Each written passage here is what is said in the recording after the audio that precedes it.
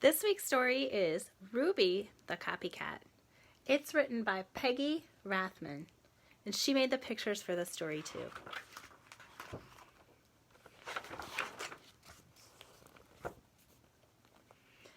Monday was Ruby's first day in Miss Hart's class. "Class, this is Ruby," announced Miss Hart.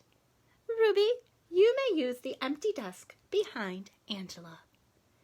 Angela is the girl with the pretty red bow in her hair. Angela smiled at Ruby. Ruby smiled at Angela's bow and tiptoed to her seat. "I hope everyone had a pleasant weekend," said Miss Hart. "Does anyone have something to share?" "I was the flower girl at my sister's wedding," said Angela. "That's exciting," said Miss Hart. Ruby raised her hand halfway. I was the flower girl at my sister's wedding too." "What a coincidence," said Miss Hart. Angela turned and smiled at Ruby. Ruby smiled at the top of Angela's head. "Class, please take out your reading books," said Miss Hart. At lunchtime, Ruby hopped all the way home on one foot. When Ruby came back to school, she was wearing a red bow in her hair. She slid into her seat behind Angela. "I like your bow," whispered Angela. "I like yours too," whispered Ruby. "Class, please take out your math books," said Miss Hart. On Tuesday morning, Angela wore a sweater with daisies on it. At lunchtime, Ruby hopped home sideways. When Ruby came back to school after lunch, she was wearing a sweater with daisies on it. "I like your sweater," whispered Angela. "I like yours too," whispered Ruby. On Wednesday, Angela wore a hand-painted t-shirt with matching sneakers. After lunch, Ruby hopped back to school wearing a hand-painted t-shirt with matching sneakers.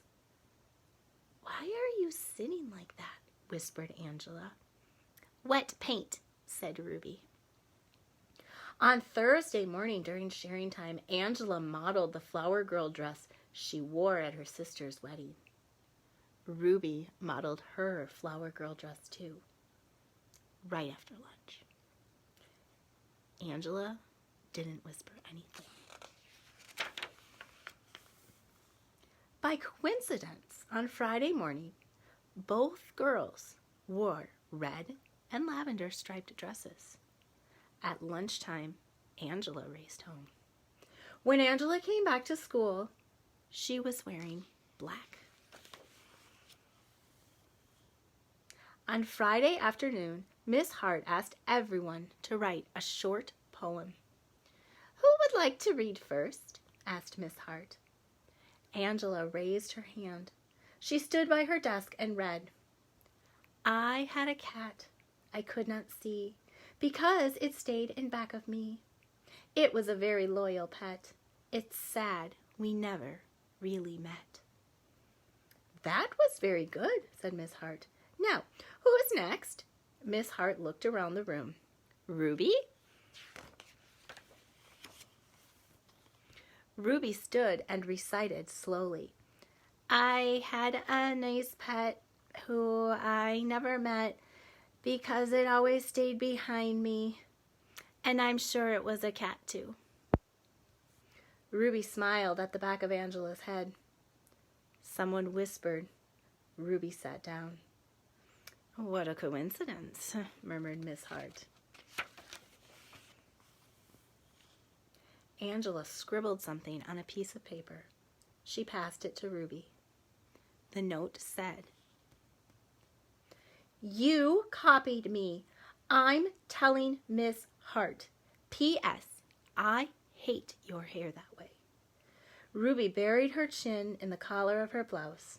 A big tear rolled down her nose and plopped onto the note.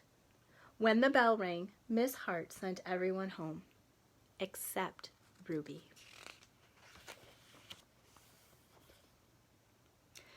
Hart closed the door of the schoolroom and sat on the edge of Ruby's desk. "Ruby, dear," she said gently, "you don't need to copy everything Angela does. You can be anything you want to be. But be Ruby first. I like Ruby." Miss Hart smiled at Ruby. Ruby smiled at Miss Hart's beautiful, polished fingernails. "Have a nice weekend," said Miss Hart. "Have a nice weekend," said Ruby.